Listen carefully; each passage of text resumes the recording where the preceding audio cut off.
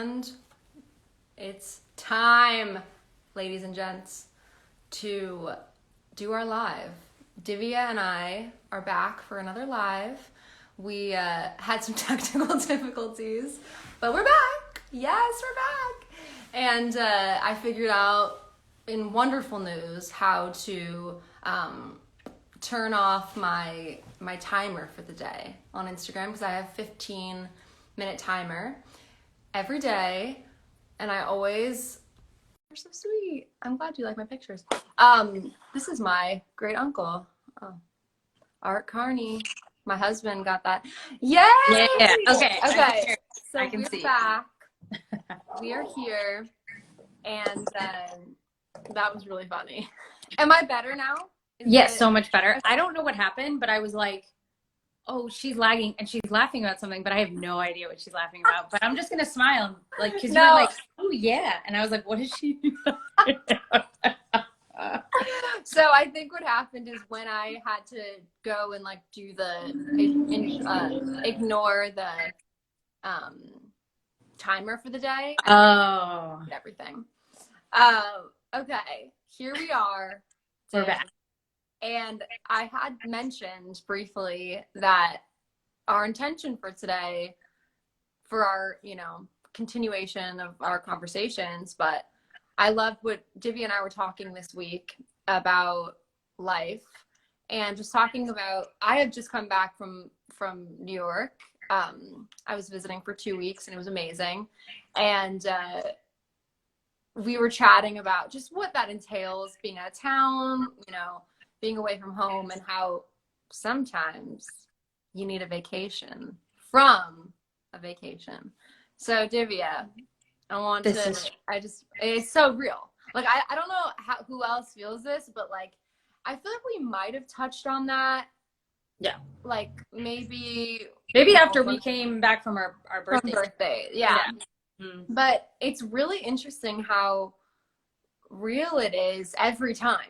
Like, you think like, oh yeah, I'm gonna be like totally grounded and feel amazing when I get back, and la la la. And I think there is truth to that, like coming back and just, I at least felt a sense of like, whew, okay, now I can refocus, I can, all these things. But also, I think too, like, Divya and I were chatting, as we do right before today. Yeah. And I love what you were saying about, well, I don't love what you're saying, but talking about Mercury being in retrograde.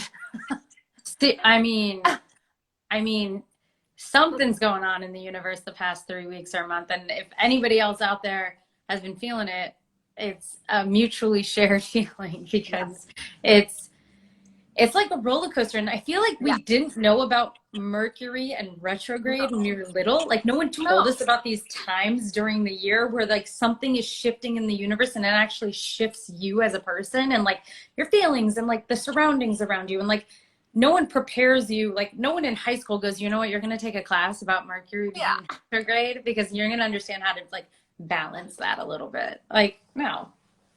It's also like very I mean, at least for me, it was never talked about, because it's not like something that like a religious or like, Christian, for me, background. It's not really talked about. And also, of course, like, I do personally take that stuff with a grain of salt. Like, I'm like, okay, I want to see the positive in it. But then the real part is like, wait, it really does feel off. Like, everything feels off. And so what is the meaning of that? And it's just interesting that it lines up with Mercury being in retrograde. Actually, Greg's favorite phrase is Mercury's in Gatorade, which... Yeah, no, that's a thing. I mean, I've heard it many a time. And I think, Gatorade, right? Yeah, it's hard to say to begin with, but I feel like I may not know when it's in retrograde, and then someone will say it, and I will be like, that's why this is all happening. Like, I need a reason to have something make sense. Like, I'm like, oh, okay, well, if these go hand in hand, then like, of course, the reason why X, Y, and Z is happening is because you just told me Mercury's in retrograde. But I actually know nothing about that. I couldn't give a TED talk about it if I wanted to, because I would be like, oh yeah, when the planets move around and they don't align and things are like I wish that I knew that knowledge. Like I feel like we have friends that know that, but like I actually just know that one phrase, Mercury in Yeah. I know nothing more. It's enough. Yeah. Right? Like, and I feel like when we feel these kinds of things, like circling back on the vacation from a vacation, Yeah. like before COVID, I feel like I was way more of an extrovert and like things didn't take so much out of me when I did them. And I could like hang out with multiple friends different times during the weekend. And like during the weekday, I would love to go to dinner. Like even when I lived back in Los Angeles, like I just like had this like fuse that was miles long where I could absolutely spend multiple hours of multiple days with people and need like a day to recuperate, right? Like I would be able to jumpstart it again because I loved being around people. Yeah.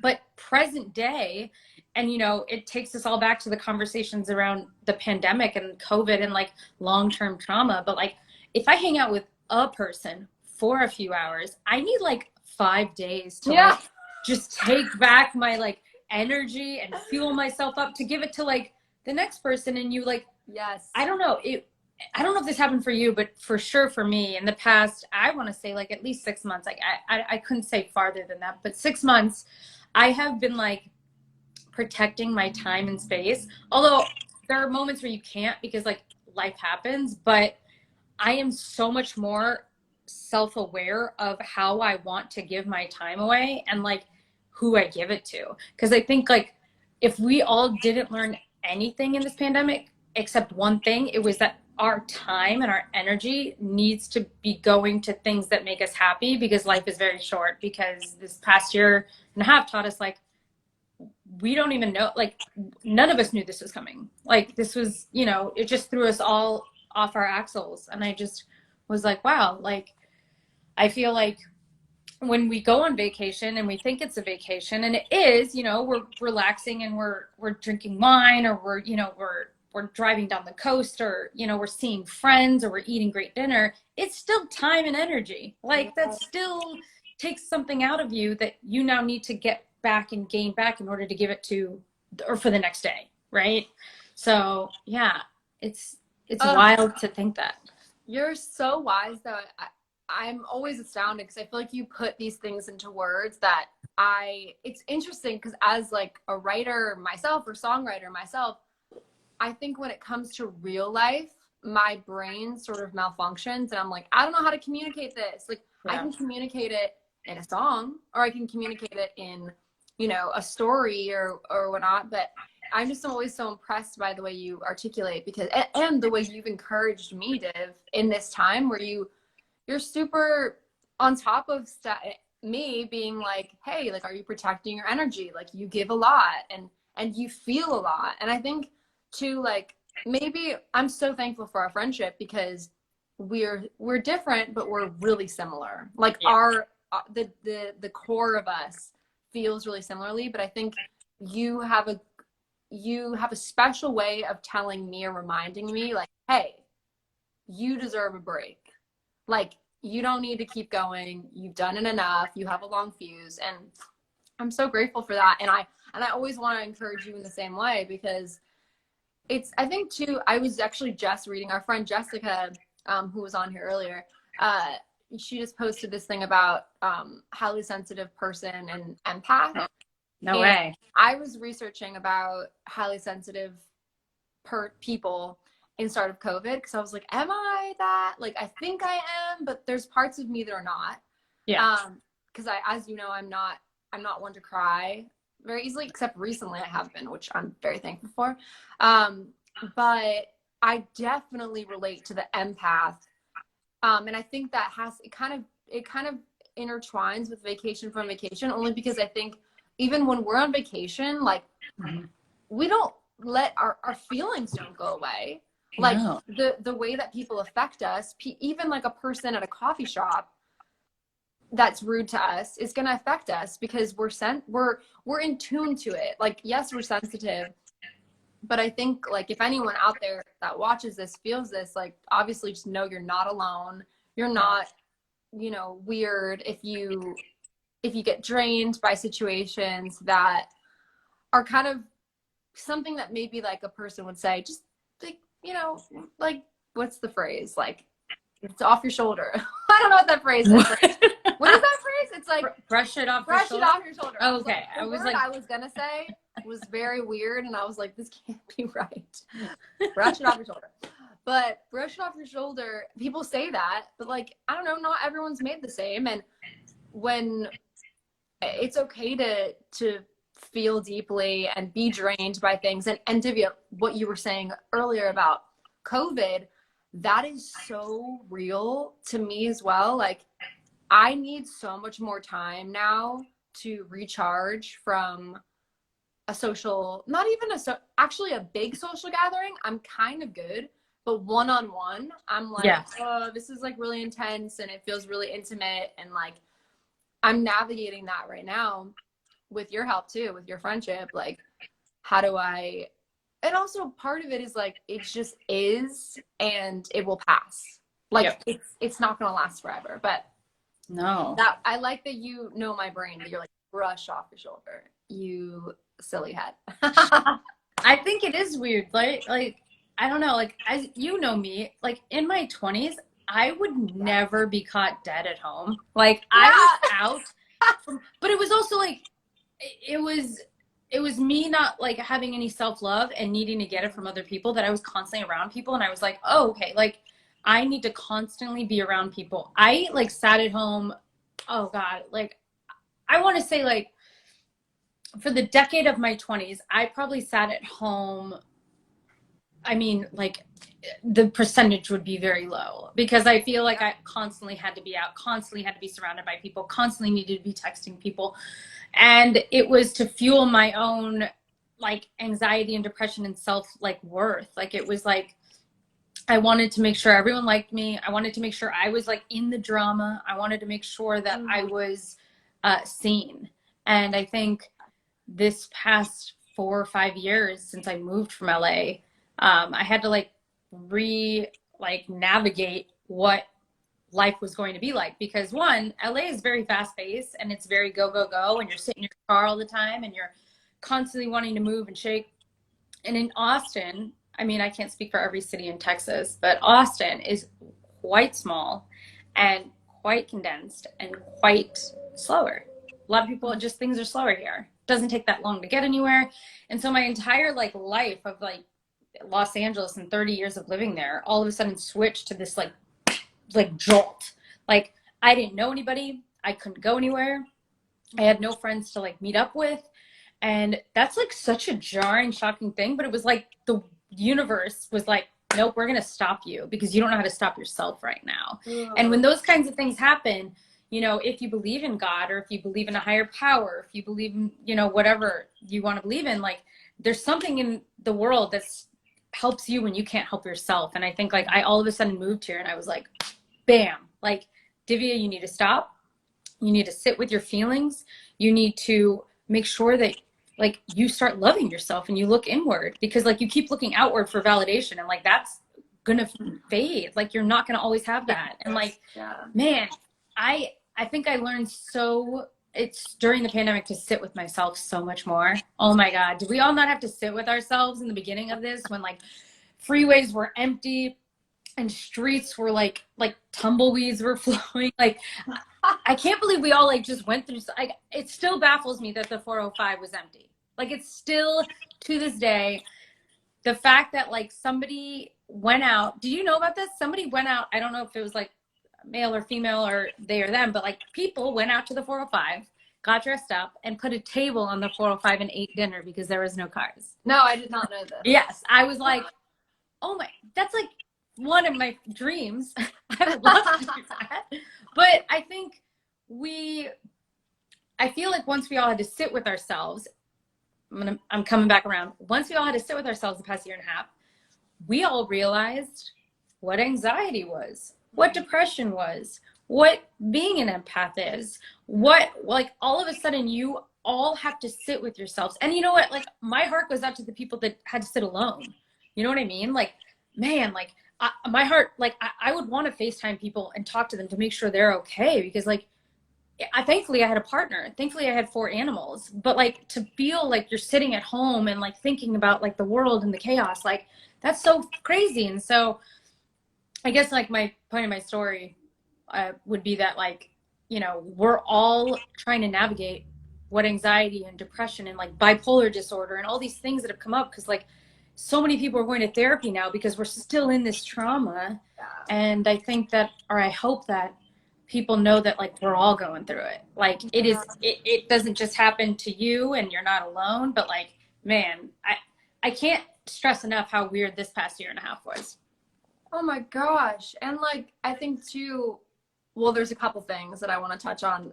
First of all, yes, you're brilliant. And also, you really are, Div. And I am valid. And I think one thing Also, that to Ava's point, by the way, yes. Yeah.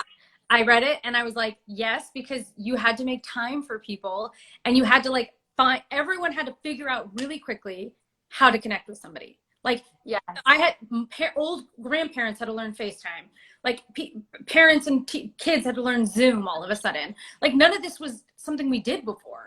Like I think too, like I think well to what you just said, like Asia, one of my best friends from childhood, besides Divya, which makes so much sense. Yeah. You saying this, Asia, because basically she had just said that in the start of COVID, she felt like the most connected in some way. Like isolation was like a gift. And I think I actually feel very similar to that. And I don't know, Divya, I think that you would agree. For me personally, I felt like so creatively energized.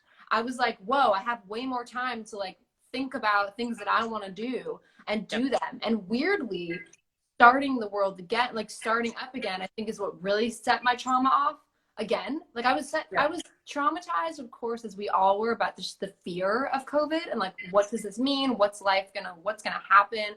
All those things that felt very scary, and they still do. But there was a part of me that, fortunately, this is very much a blessing, but I was able to sit back and create and do things that I loved, and I had so much time and space and energy. And then now that I'm back in the real world, I'm like, oh, whoa, I feel so much, and I pick up on so much of people that it drains me. And so now I'm like, how do I navigate the real world again? And what I was gonna say is like, COVID is not over.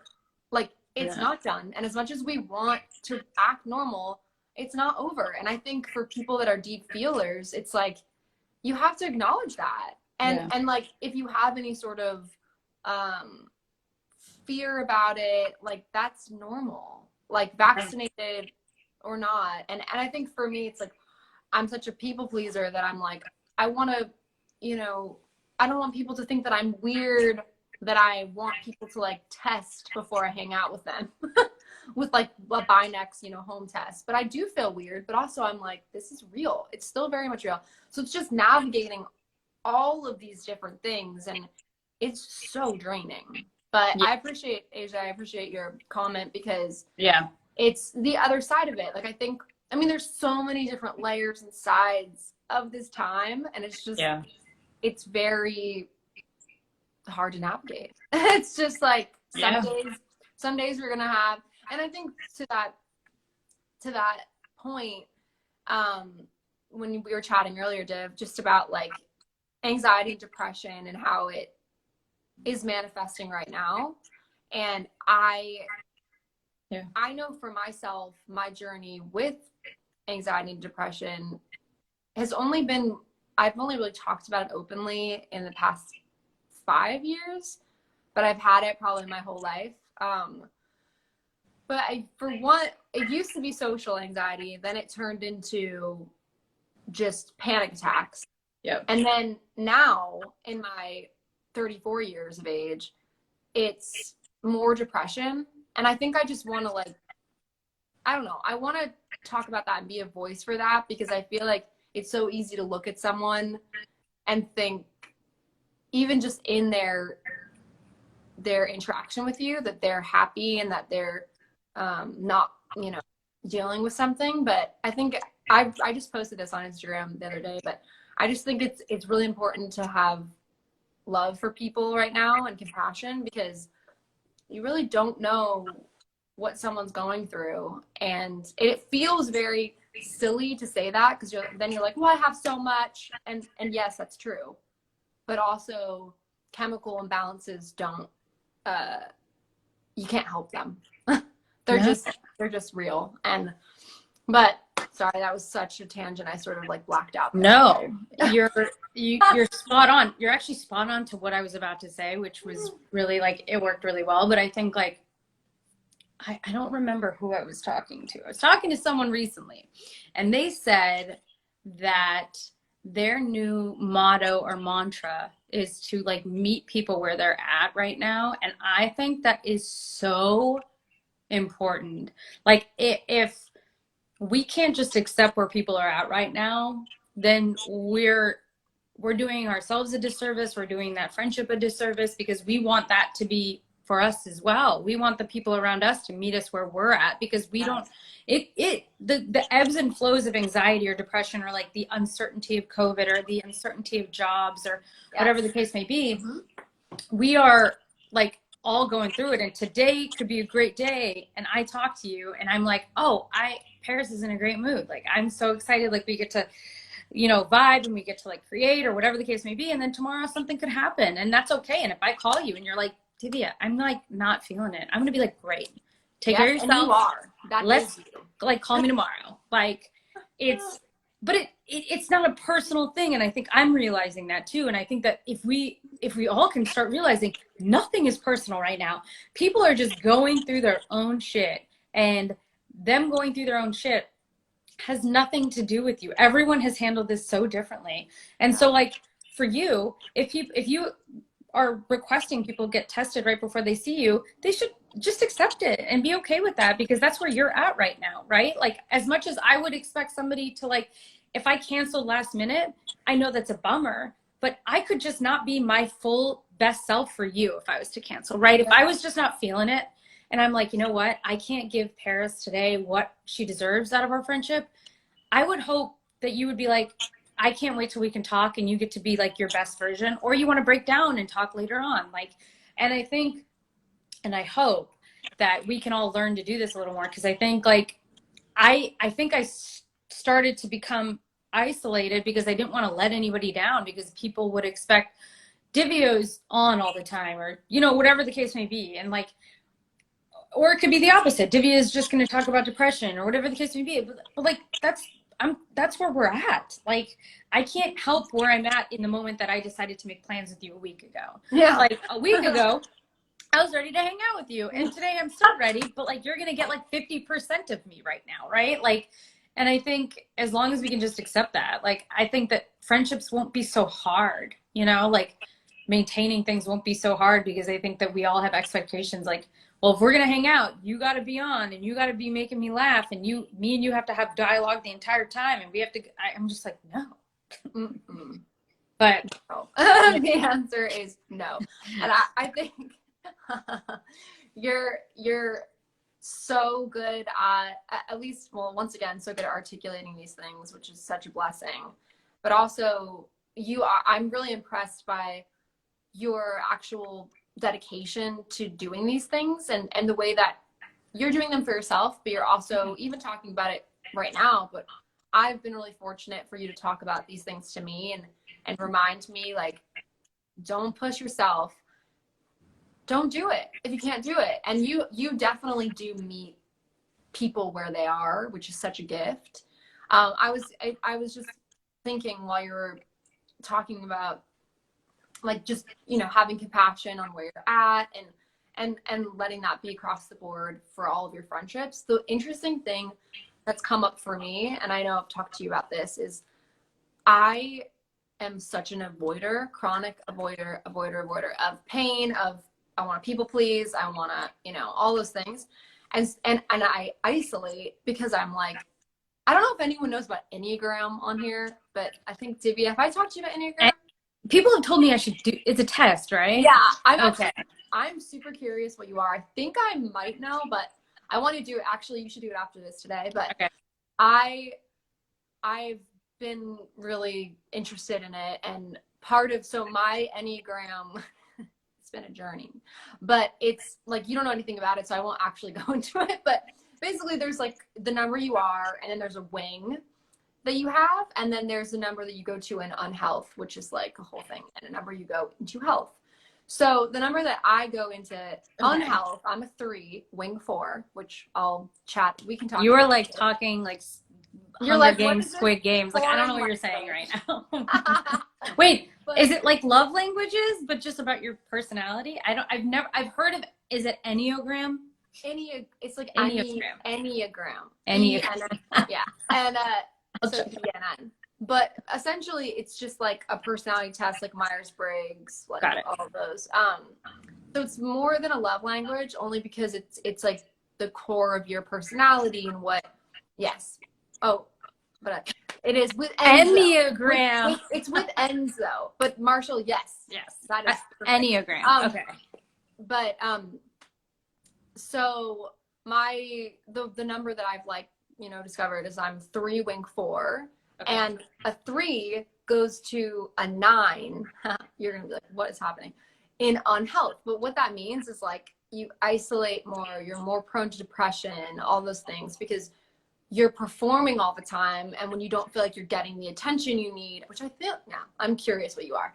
When you're not getting the attention you need, like you just want to isolate. So COVID for me, I think I really got to do things that I loved and like be very present.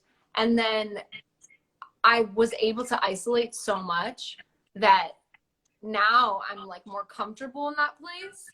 And so for me, it's like, how do I reintroduce normal life? Because it feels so awkward. It doesn't feel awkward. It feels really hard. Like it feels hard to like make a plan and stick to it. And so I think for me, it's like, I need to push myself and be like doing things. And because I think it's like, yes, there's a part of me that needs grace and needs compassion over not being able to like do all these things. But then there's a part of me that needs to be pushed a little bit and be like, hey, it's healthy to call a friend, you, Divya. It's healthy to see a friend. It's healthy to, and so that's the weird balance that I'm having right now, where it was like, I was so social, like you were saying, I was so social, like coffees every day out with a friend, and like probably too much. But then I went to nothing. And so it's like, it's weird. I don't know if anyone else feels like that. I'm curious, like where you're like, how do there's a balance to it. Like it can't just be avoid, and it can't just be push. Like it's just like, but it's a dance that is scary. And in this time, especially, it's just very confusing for me. I don't know if anyone else feels like that will watch this later at some point, hopefully, but I don't know. It's draining. Yeah. It's 100% draining, because I think just like, we've said, like it's like we all went through this thing separately, and now we're all slowly coming out of it kind of different people. Like, like we're all a different version of ourselves than when we went in. And I don't even think I know one single person that like went through this entire pandemic and didn't have any sort of shift whatsoever. I think everyone either it could have been like a slight shift, or it could have been a really extreme shift. But something really interesting about me and you is that I suffered from depression all my life. Like it has been wildly crazy, the dark lows and like the holes that I've gotten myself into. But I am now struggling with anxiety, which I've never experienced before. And you're struggling with depression when you've like, it's so strange to me, because you just said it and it clicked. And I was like, whoa, we're both like, again, like really opposite, but together. Because yes, I can explain to you depression. I can explain the darkest of darks and like the crazy things that like your head just can go to like that. Like I can go really dark very quickly if I let a fear control my mind. Yeah. And with anxiety, it's so different, because I remember in the beginning when I first started feeling anxiety, I think it might have been a little after I moved here, and Brienne might know exactly when, but I remember being like, oh, what's this feeling? Like, I have no idea what this is. Wow. And she was like, it's anxiety. And I was like, I've never had anxiety. I was like, nope, never had it. Don't understand it. And once Brienne met my dad, she was like, your dad has an insane amount of anxiety. It is, and I just never knew that. Like, I just thought my dad was like a really type A, needs to check the like stove 5 times and like needs to, but I never thought like anxiety because I didn't know what it was. And like, again, that word was so not taboo, but like it wasn't something that was ever said to me. Depression was just like so drilled in me that like I just was like, well, that's what I have. I have depression. That's what I've always been told. But then I was like, oh, there's probably many other words I don't know about. But anxiety was like really sometimes does go hand in hand. And I was like, oh, like this pain in my, like this like cold sweat, this palpitation in my chest, this like overwhelming nervousness. Like, what is this all of a sudden? Like, why am I feeling this? And it's sweaty palms. Yeah. It is wild to go through this and not realize that it might have been caught, like it might have happened when I was a kid, but I like, you know, parents being parents might have just said like, no, you're fine. You know what I mean? And like, I didn't know what it was, or we didn't like check it. I don't know. It was just crazy when you said that, because I was like, oh, wow, we're like doing a little bit of a reverse. Because I can, again, I know depression really well, but anxiety is like a whole nother ball game where anxiety also, and what I'm learning about it from different people is that, especially for my partner, like sometimes she doesn't know how to explain things. Like it's like you don't know why you're feeling the way you're feeling. And there's no like, with depression, I feel like the reason why I articulate so well is because I've had to explain it so many times, right? Like I've had to be like, hey, like I'm depressed because of X, Y, and Z. I feel like this is going to be the end of my life. I'm going to feel this extreme about this thing. But anxiety, there's so many things that you just don't know. Like all of a sudden you can be overcome by anxiety, but not know what triggered it around you. You could be, it could be nothing, or it could be that someone texted you and it wasn't that, like, you know what I mean? It's just, it's such a different thing to navigate. Yes. Well, also, it like Bree just said, it's like one can influence your partner. One can influence the other, and the opposite is true. I think, interestingly, it's so fascinating because for you talking about depression, that you understand it so deeply. Yeah. I feel kind of the same about anxiety. Like I'm like, oh, I understand anxiety so much because what's weird, I don't think I had anxiety, real anxiety, until I was 22. I had like little hints of it, or, you know, control things. I actually had more depression. Clint, like for sure, biologically, like, you know, family members of mine have what I have. And so it's not a surprise. But for some reason, I've always had more language to anxiety, because to me, it felt like, oh, okay, I'm worried about the stove being on, you know? Yeah. And for me, it's more of like, or I'm worried about what I said to that person and I want them to like me. Or, you know, I'm worried about my career, whatever those things are. But for depression, for me, it feels so, I think that's why it's so tough, is it so, I can't put language to it. It's too big, and for me, I kind of shut down. Like when I think about depression, I just want to shut down. I don't have any sort of, with anxiety, I could be like, oh, I'm panicked because this person got sick and I'm scared that I'm going to get that. Like that's sort of how I would. Oh, what does shutting down look like for you? Isolating, not being able to have any sort of language to it, wanting to just stay at home all day. Got it. Yeah. Like it's very kind of textbook, I think, depression symptoms. And I don't have, I mean, I don't have the answers to it. There's a couple of reasons, and I won't get into it now, but there are a couple. Medication I think is incredible, and that's a journey that I'm on, and I'm not on medication. Oh, Brie, that I know. You guys are real similar. It's super weird because it's very similarly aligned, but yeah, it's only really quickly. The reason why I asked that is because with my depression, I digress. I don't isolate, but I digress with like self-worth. Like I look inward all the time with depression. Like depression like makes me question every speck on my body and my mind. Like it all of a sudden just like the fingers are pointed this way, and I don't isolate as much. Like I'll still text people, but I thankfully, because I've been in therapy for so many years on and off, I know how to reach out and be like, hey Tyler, I'm feeling super sad, and this thing triggered this, and now I'm here, and I want, like, what are the facts? But one thing I can tell you that has been really helpful to me, or to everybody, is like I started asking myself, I learned this in like a program I was in, but like checking the facts.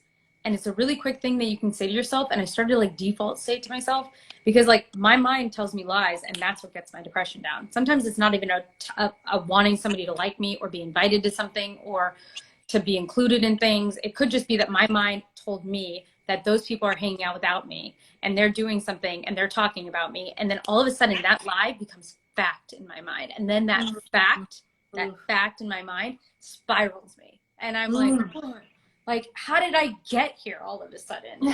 And but that's why I asked you, how does it affect you? Because for me, I wish it was isolation, and I wish it was like a pause, or like I want to close off, but mine actually just attacks me full force instead of doing that. Ooh, dude, I mean, I'm so sorry that that happens. And also it's really, in some ways, it's really helpful to talk about the different versions of how this manifests, because it's not just one way. Like, I think some might think like, oh, depression's just this, or anxiety is just this. And having language behind these different types of how it presents itself is super helpful. And it sucks though. Like, also, it's like, it's just so interesting that we can have this conversation. Cause I mean, you know, like for both of us, it's like sometimes like we couldn't have this conversation, because when you're in the thick of it, which I think both of us we're both experiencing these things kind of at this level all the time, and then there's dips, and then, you know, there's highs and all that. But I'm so thankful we're talking about it, because I think as much as it's really painful to walk through, it's helpful to know that you're not alone, and that there are tools to help us. And then sometimes you really don't want to talk about it, and I mean, that's usually where I'm at. I'm like, I don't want to talk about it. I don't know how to talk about it. I don't want to talk about it. I don't want to burden other people with it. And so it's so, and I don't want to, and maybe this encourages someone else. Like I'm embarrassed by it. I think that I have that. And so then I'm like, I don't want people to know, because, and like friends of mine, like I don't want them to know. It's too much. It's too big. It's too dramatic. It's too, and I'm not going to look like I want to be perceived. And that's really sad. And I don't know the answer to that. I mean, I really don't. I'm in that so deeply right now that it's like, I'm just thankful for my husband. I'm thankful for you. I'm thankful for, you know, people. When I think of them, I'm like, oh yeah, I should reach out to them. They probably can relate to this. Because I think that's actually the best part of your and my, you know, our friendship, is that we can really relate to each other. And that is really helpful. Because if you go to a person and they're like, huh? Like when I talk like this to another friend, they, of course, if they don't experience it, they might be like, I don't know what you're talking about. But talking to you, I feel like you listen so well too. You're not like trying to solve my problems, but and I hope that I'm the same for you. Oh, 100%. I think you nailed it on the head. And I think it's so interesting, because the one thing I've learned, especially in the past 4 years of being separated from my family and like my world, is that like I've had to open up. And I feel like you may find those people that don't know what depression or anxiety is, and bravo to them.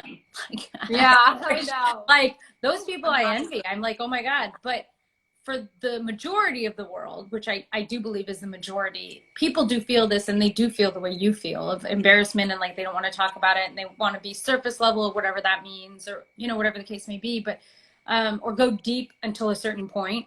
Yeah. But I think that you're comfortable. Yeah. Sorry. Go on. No, exactly. And so like I think when you start cultivating like really close friendships, you realize like once you throw the word out, like depression or anxiety, or explaining it, in my experience, most people are like, oh my God, I know that feeling. Like I felt that too. And I think that there's a beauty inside of the pain that is caused by it. And I think that that's human connection. And like, I really do believe like we, like to Ava's point, like we have to really connect with each other and be vulnerable, because that's how like you really do foster these friendships. Like our friendship, not just the longevity of it, but the reason why we've gotten so close over the past, year, 2 years, 3 years, is because we finally just like broke a barrier down of being vulnerable, of like really being vulnerable. Yes. And like really sharing some things that like were dark or were like uncomfortable, and like we had to go to places we didn't necessarily want to, but probably in the end was very helpful. And I think I just think I'm appreciative of you, because I think like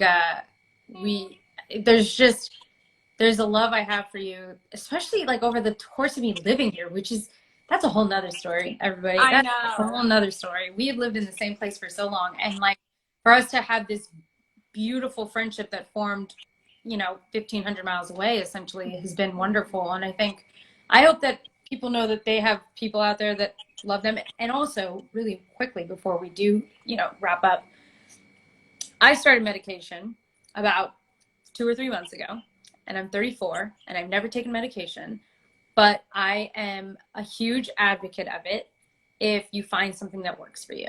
And I mean that by, it might take a few medications, it might take different dosages, it might take a while for you to feel comfortable with it. And I really wasn't. I was never on the bandwagon for medication.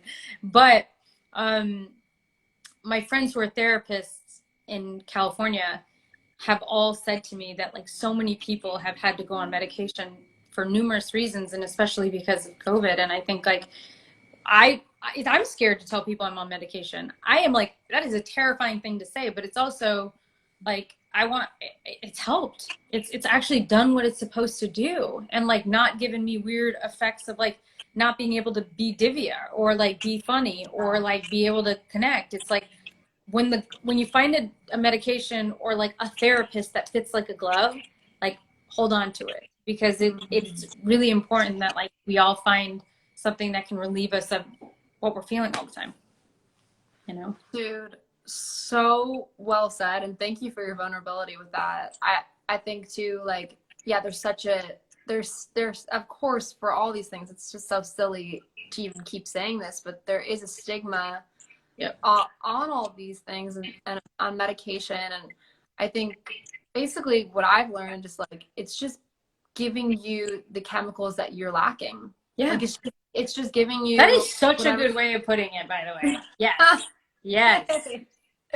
And I've heard that for years, and I've been told by numerous people that I should explore it, and I've wanted to, and there's reasons that I haven't. But the point that I'm at currently, that's a whole nother conversation that I think at some point I'll have. But yeah, I think it's so incredible that you're taking something and it's just helping you have every part that you need to be the happiest version of yourself. Yeah. And or at least give you that ground. Yeah. 100. Because there's always going to be more work to be done. And you can't. I'm a work in progress forever, and I go to therapy and I do all the things, but I think sometimes like medication just takes a little bit of the edge off. Like that's how it feels for me. It just feels like something just like, it's not as extreme. It's not as like in depth. Like I can actually get to a level-headed state way quicker than I could earlier. And I think it's just like helping me be the best version of myself and not feel so strongly. Cause like, I think Zane and me at least, we really feel a lot, like constantly. Like Zane and me feel extremes to the extremes, like in a different way, but yeah. And when you feel so extreme constantly, it's exhausting. Take away social anxiety, take away wanting friends to like you or be invited to things. The extreme things I was feeling, I was like, I wouldn't just feel like I got broken up with. I would feel that the world was over and I was not lovable, and I got to a place of like real darkness really quickly. And so for me to like not even get to that place anymore, and like me go to one step of like, oh man, I got broken up with, this is shitty, is it me? That's where it ends. That, like, I can't go any farther anymore down this hole. And that is all because of something that helps me and my chemicalness and like my brain work a little better to where it doesn't allow me to go there anymore. And I think like, and I'm just explaining how the medication works for me, and obviously for everybody is so personal, and medication is not for everybody, but for me, it helps me go like, oh man, I'm okay. Breakups happen. You know, people fall out of love, like, and I will love again. And I think like, when have I ever said that? Like, you know me, like I've dated so, oh God, we don't even want to talk about, well, maybe that'll be another episode, just me talking about the people I've dated, but there's been some crazy ones, and there's been heartbreak and constant heartbreak. And like, my value was put in the hands of other people. And like, all of a sudden, when I took medication, I got to take my power back and go, nope, you don't get to own my validation, my feelings, my self-love. Like, I own that, and you're just a part of my life, and I love you, but you do not get to dictate how I'm going to feel. Like, and I think super weird. I don't know why I just said all that. I love it. I think, well, that's all. I feel like next we should continue part 2 on self-worth. I think that's a really important topic. So that is going to be a good one. If anyone that watches all the way through this, if you have any, you know, questions or thoughts about self-worth and your own personal self-worth, we want to talk about that. Yes, we do. Yay. And I love you, Div. You're the greatest. You're the best. Mwah, mwah, mwah. Love to breathe. And, love to Greg. And there's more to come. Thank you guys for watching. Thanks for checking it out. We love you guys. Happy Saturday. Happy Saturday.